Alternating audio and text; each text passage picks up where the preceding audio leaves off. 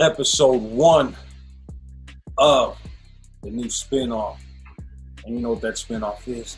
It's Cointelbro, the Interrogation series, as you can see back there with my new official backdrop. And the first guest could have been the one and only. It couldn't be anyone else. It had to be this one. Mr. Anthony Windsor himself. Welcome. Thank you. Thank you so much for having me here, Mr. Lesnar. Of course. Man, that beer I had is hitting me. It's hitting me the wrong way. But, you know, those are the things you can hide with an audio format. But with this being a video format, I thought I had to be upfront about that. But that's neither here nor there. Let's not start the show with that any more than we already have. We are here to learn more about you. We're not doing any improv. We're not doing any comedy. Doesn't mean this isn't funny and entertaining, but that is not the objective. The objective is to ask you questions and to have a conversation and see what's on your mind. For my first question. Yes. I'm going to get right to it. This is an interrogation series. Mm-hmm. What is your opinion of boomers, millennials, and zoomers? Oh, my goodness. Okay, so I you started the deep question already. Yeah, So, man, so I think here's my, real opinion of it. The boomers grew up in a way, way, way different time period where, it was a smaller population. Technology hadn't been invented yet, so there are a lot more open jobs. And then also, the minimum wage was also, was also the same as the living wage. So, when you're living with that, and then, as you're growing older, you're increasing your wealth. It's really hard to think that that country that you grew up with has drastically changed since since when you were their age. So it's kind of like, I don't know, it's basically two different roads going at it, and neither one of them can really understand where the other is really coming from. Because when you think about boomers, you think about this whole collective group of people, but really it's just they're all individual people. So when you say boomers are destroying the economy, well, if I was a boomer, I'm like, well, no, I didn't. I just worked my whole life till I was 65, did whatever I can to make a living for myself. Why am I personally being attacked here? So which of those do you respect the most?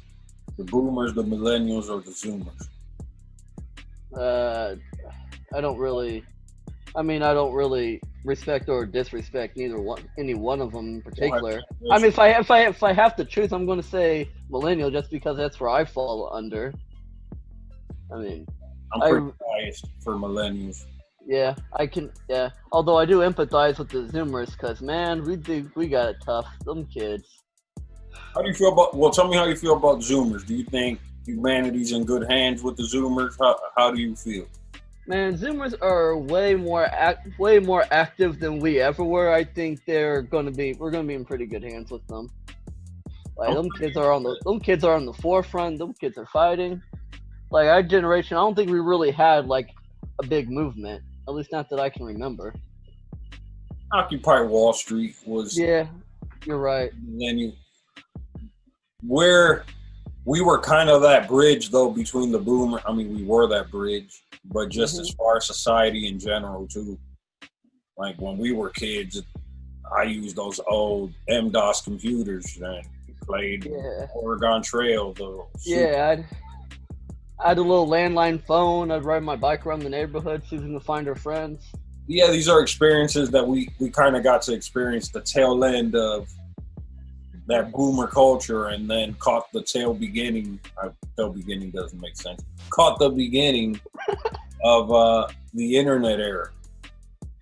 Yeah, it's so crazy, just growing up with technology constantly evolving. Because there always was this sense of, this is as good as it's going to get. And then a year later, your mind's just blown. I mean, what better example of that in general than video games? I love video games. I believe you're a fan of video games. Oh, yeah. Just the leaps, just in our own lifetime, just in the last 2 or 3 years in general, the leaps are so crazy to think when I was 5, I was playing Super Mario on the Super Nintendo, and that was the hot new game.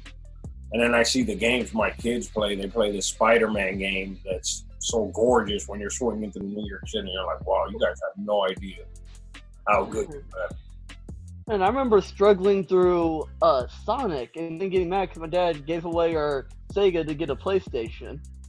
To the graphics are better. I'm like, what? The Sega's got some really good graphics. Man, he gave it. He said, "Hey, we got to make it happen." Hey, he made it happen though. He upgraded. Yeah, I mean, yeah, what was that? That 2K, was it 989 Sports? That football series? 2K wasn't. Oh, I know which one you're talking about. Yeah, the one where you would get injured while running and you would make like this loud noise and start limping while running. It was the Sony version. I think it was 989 Sports. Oh, yeah. It's been a while since well, on the subject of video games, what is the best Pokemon game and why? I'm going to have to go with Generation 2 Gold and Silver. Not just because I played it. No. Well, I can tell you why. Because the leaps that it made from the first to second generations unparalleled. I mean, you had the day-night cycles. The programming was a lot more tight. You didn't have like near as many like glitches or problems. Introduced shiny Pokemon there. It's the only one with 2 regions. Yeah, it's the only one. Still to this day, Generation 2 is the only one with 2 Pokemon regions. That has not been done since. And I know they have the Spaceless cartridges to do it. Those new ones were pretty badass, though. Those new Pokemon games. What is it, Sword and Shield? Yeah. See, you know what? The last one I played was like probably Emerald. And that was a whole decade after it released. And I just played on my phone when I was bored. Well, I think you need to try the new Switch ones. And I would like your opinion. But as a continuation of that question, what is the best Pokemon and why is his name Charizard? Best Pokemon, I mean, Charizard's okay. It's the worst of the 3 starters to start out with. He's weak against Brock, he's weak against Misty, and he's, okay, I guess, neutral against Lieutenant Surge. Best Pokemon, 1, I represent Squirtle Squad, and 2, it's Mewtwo, without a doubt. Mewtwo doesn't count. Oh, fine, then it's Blastoise. I mean, you can't count. Mewtwo definitely. He's fucking badass. Okay, no, you're right. He is banned from... he is banned from competition. You're right. He is. Nah, I'm definitely a Squirtle Squad starter myself. I just have a Charizard bias, and I feel like everyone did, considering how expensive the Charizard shiny card was. They're starting to that Charizard love. I mean, imagine being a kid, right? And you're getting this Pokemon game, and you just see this badass fire-breathing dragon, and it's like, oh, by the way, you can pick and control this thing and command it around. Like, who's not gonna love that? Yeah, Venusaur didn't have a chance. Oh, man. Venusaur is definitely the Joel Jurgensen of Gen 1. What are your thoughts on Ash Ketchum? Man, I don't know, man. That kid, I don't see how long has he been 10 years old for? He's been 10 years old for about 20-ish years now, 22 years. His lineup is absolute trash every season. He doesn't evolve his Pokemon. He barely ever learns his lesson. He still gets that work from Gary Oak, even though I'm pretty sure Gary just retired. He's still giving him that work. He's consistently inconsistent. Yeah, he really is, and that's the problem with... I don't know if it's just an anime thing. You know what it is? They know that's their cash cow, and as Ash starts learning, he can't be consistent. He's going to have to grow up, and then new kids are going to watch it and be confused on why this guy has a bunch of badass Pokemon and how he knows everything. I mean, they're stuck between a rock and a hard place right now. So it's a strategic decision for him to be on the treadmill pretty much. He's doing absolutely nothing but spinning those tires. Yeah, you go to a new region, you start from ground zero. That way, anyone can kind of just jump in and watch it. They don't have to worry about rebooting the series or anything. Which, I mean, when they go to a new region, it's almost like a soft reboot. I mean, how big of a scrub is this guy? The theme song is "How You Want to Be the Very Best," Man, this dude's caught like 2 Pokemon a region. and it literally made the news that you won. I think he finally won the tournament after 20 years. Like, I saw it on the news. I wasn't looking for this information. Someone felt it was newsworthy to share that he won a tournament. It was. Songs about the very best, and 20 years later, we're celebrating your first tournament win. Can you imagine just sitting your kid down like, oh, kids, when I was your age, the show came on. Well, just about a week ago, he finally accomplished his goal. He finally won a Pokemon tournament. And I bet you it was under some shady circumstances where it wasn't even a real win either. Oh, yeah, Team Rocket interrupted. He had Pikachu just, I don't know, shock him, whatever. They said, oh, I concede to you. Here, take this trophy. So he wins half his badges anyway. I didn't even watch, and I knew it had to be. It wasn't like he just went there and just dominated. That wouldn't be Ash Ketchum. That wouldn't be on brand. Well,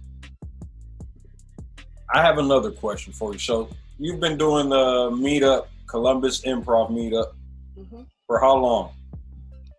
2.5 years. Yeah, it'll be 3 at the end of this year. Why haven't you guys ever monetized it? We don't want to monetize it because we don't want to discourage people from coming out. So the whole thing about it, it's not like a show or anything. It's not a performance. It is quite literally a place for people to hang out and meet friends. I mean, if you think about for that though, I mean, a lot of theaters for your career. And I'm not trying to push you to do this. I'm just curious. Yeah. Oh, you're right. Why you never made that? I understand why, and I'm cool, and I'm glad that you don't. I prefer not to pay when I go to. Yeah.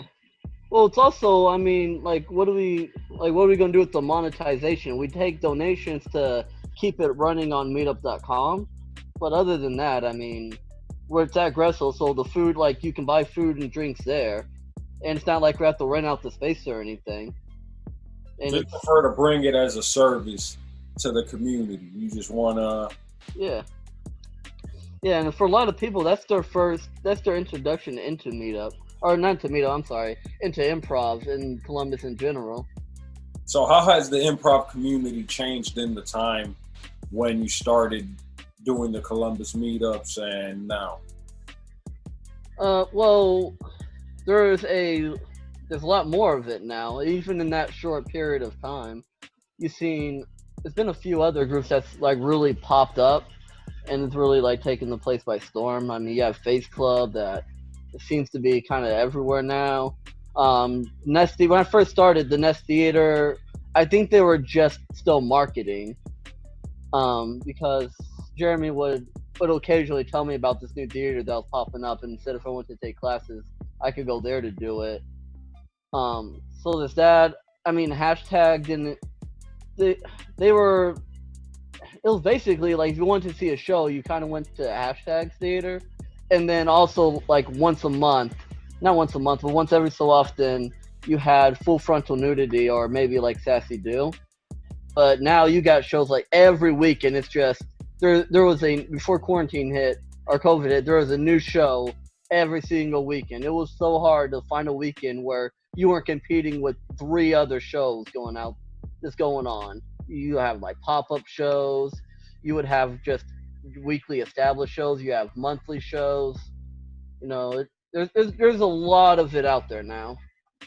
Well, you mentioned COVID. How do you think that's going to impact the community going forward? Do you see an era of Zoomprov taking off?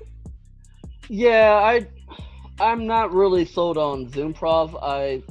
I've seen a couple of it. Improv is definitely one of those.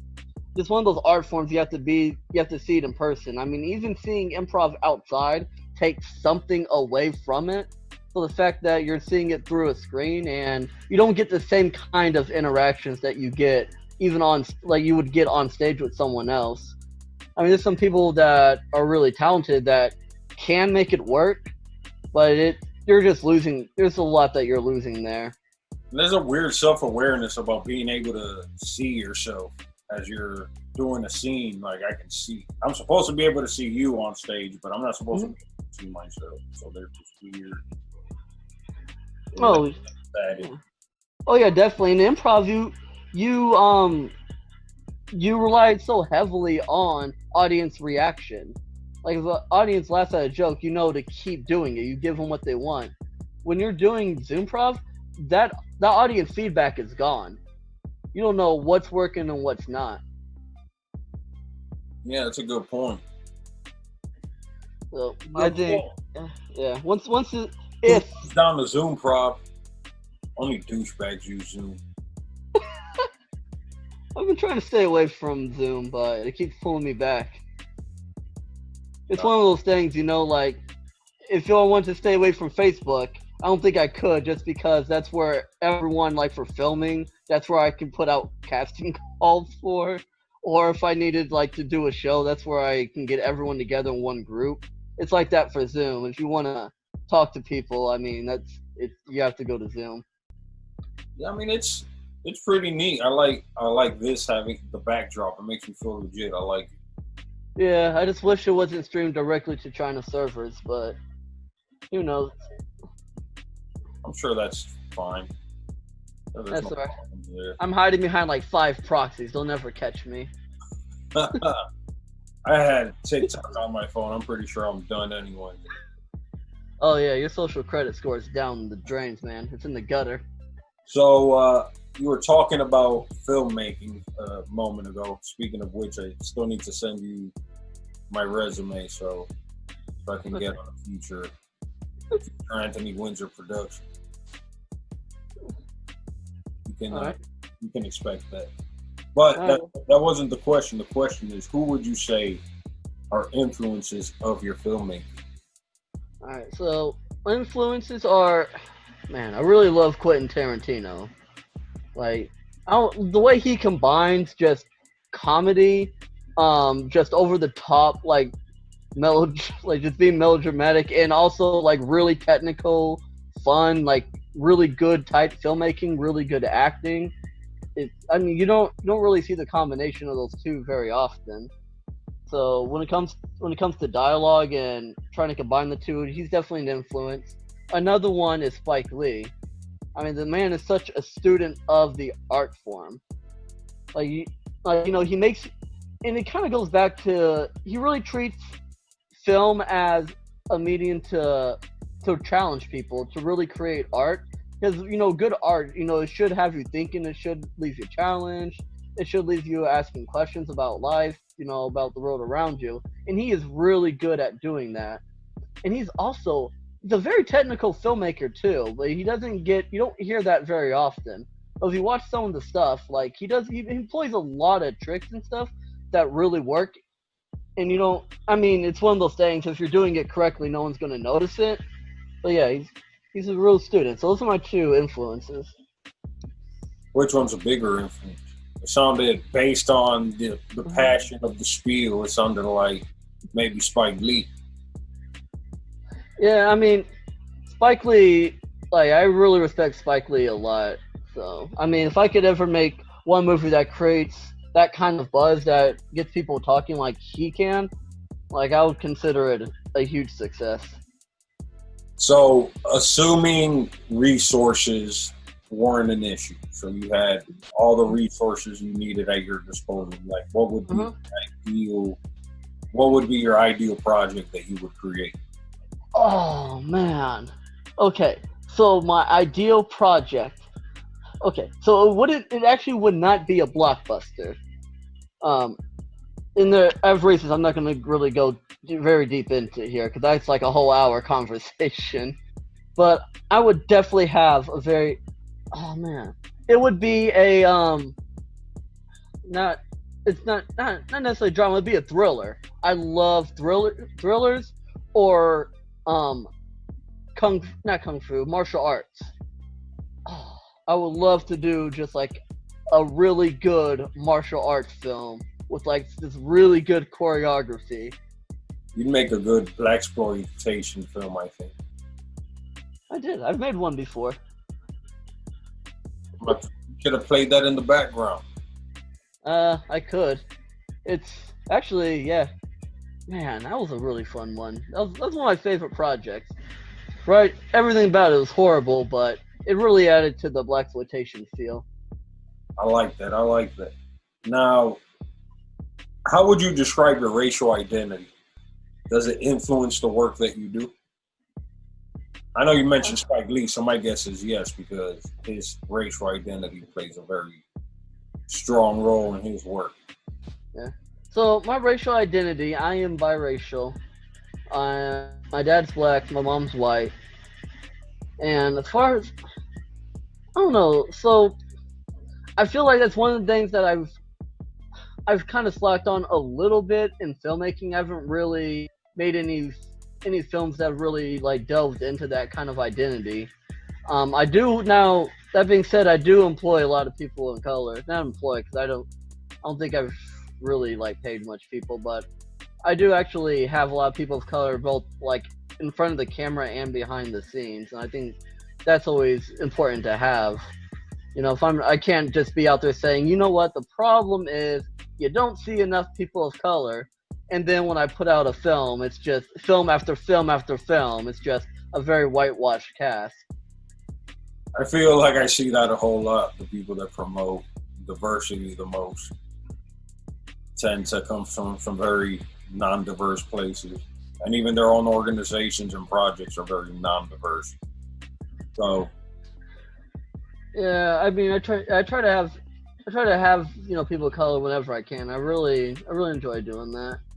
Well, I was reading that Ryan Reynolds is actually going to pay.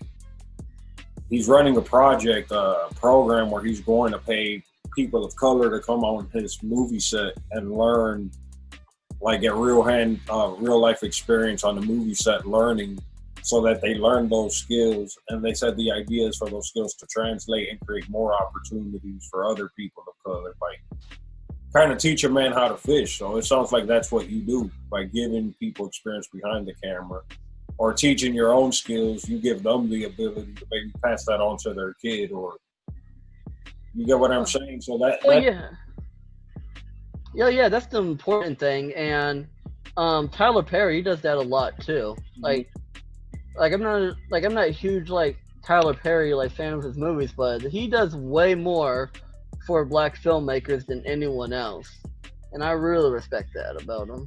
Yeah, I think I've criticized him a lot because I'm not a fan of the content, but separating myself from not liking the content, he really does try to practice what he preaches, and he uses his platform to try to build from underneath him, and I like that. All right, so we're getting close here. We have to be near half an hour, and I know it's getting late. We both have kids, so yeah, we're winding down. So YouTube and streaming are killing traditional media. What are your thoughts on this? Well, the problem is traditional media almost killed itself. I mean, especially once you got things like TV. Like when TV first came out, people had their choice on whether they wanted to watch TV, when they wanted to pay for TV and not have commercials, or have commercials and not pay. And people overwhelmingly said, no, we'll just pay, just get the commercials out of here. And of course, that's a mistake, because commercials just ended up flooding it anyways. So when better alternatives came out, TV had no way to compete. So that was TV's problem. And then with movies, a lot of movies, and they're kind of the studios are tearing each other apart right now, because they had an option. They could have all rallied together and decided on one location that they'll release their movies on and get revenue from each stream. And instead, what they did is each one of them's putting out their own kind of streaming platform. So and that's market. Yeah, and that's all that's going to do is just going to go the cable route. No one's going to pay for all of them anymore. Yeah. Yeah, so that's what happens when you fail to adapt to the times. And those, I mean, and those are, I can see why. I mean, they're both mediums are like really full of them. Stereotype of Hollywood kissing, kissing their own ass or whatever. Part of the problem too, I think people are getting sick of choice. I think people miss the times where you turned the TV on and you kind of found the best thing that was playing of what was available. Oh yeah. You put Netflix on and you have 300 options and you're like, fuck it, I don't even want to bother. Yeah, I went on YouTube earlier, like today, and I saw all those videos. I'm like, none of this looks appealing to me right now. Like, oh my god, I might just go outside or something. I think a lot of people are reaching that point, so maybe that means. It's a paradox of choice, right? I think that's happening. So I can see some retro blockbusters coming back because people want the experience of going and renting a movie out because they're sick of being able to stream it instantly from their phone. Maybe I'm wrong though. Maybe that's too far gone. Yeah, I don't know. I've always thought that maybe, detaching from the internet for a little bit might become more popular, but people have been saying that for like a decade now, and I'm starting to lose hope that that's ever going to be a thing. All right, so you said you haven't done any work specifically, any films that kind of went into your identity. Right. You could do a film, and if you did tackle that subject, how would you do it? For example, I really like Get Out. I think that's a very interesting way to have that discussion where it's maybe not the traditional route, where it's preachy or kind of Oscar baitish, trying to present like a moral story. I guess it was a horror film.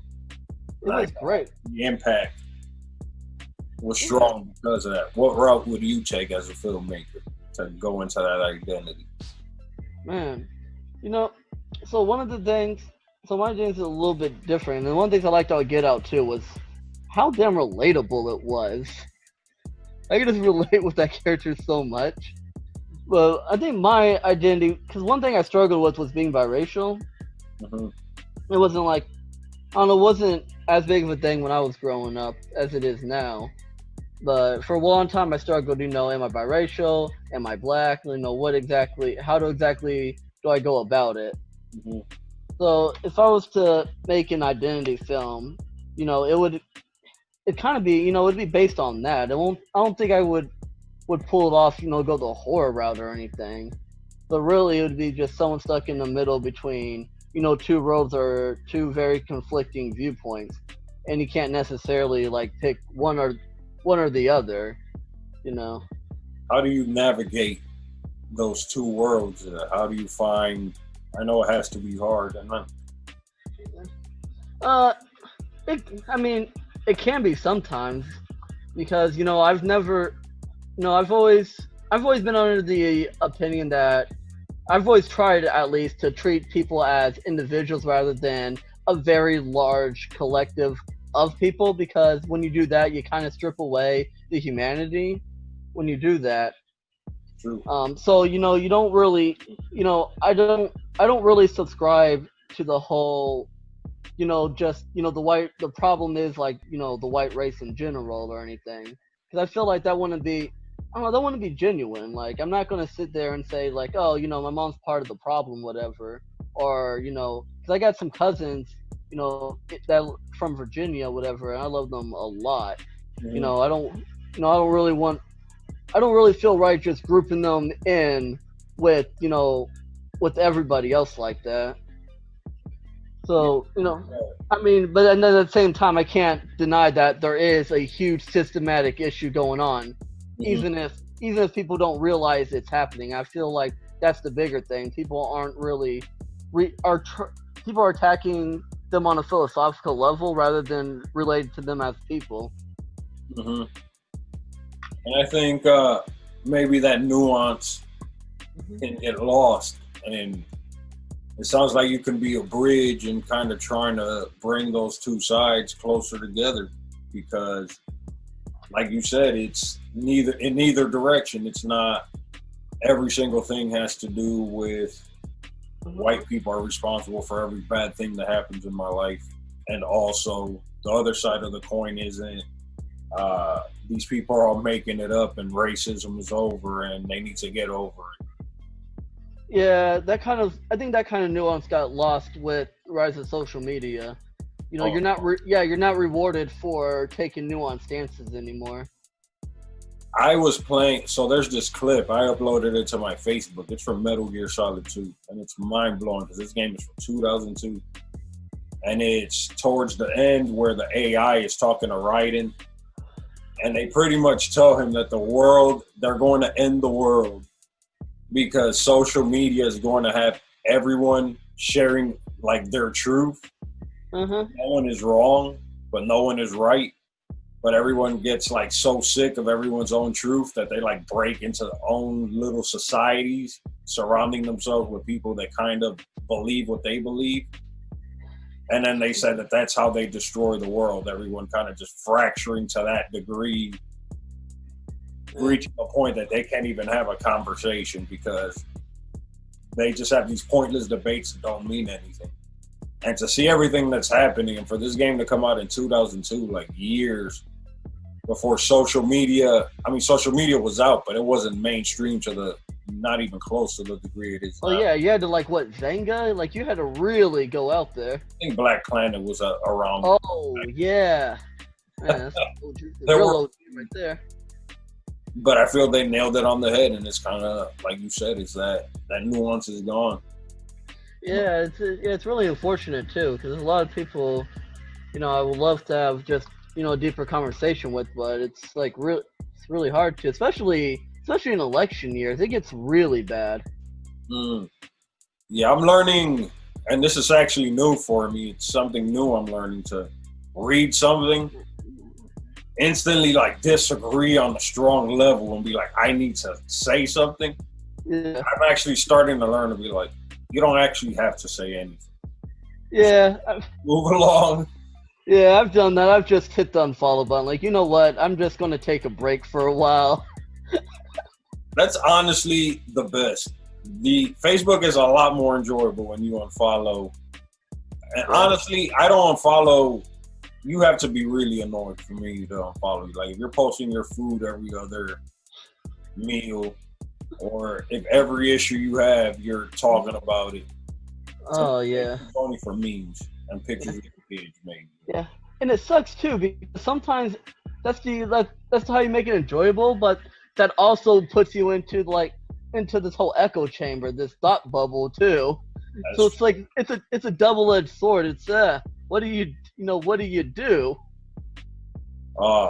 Social media has us all fucked, which is why we're doing a social media web show.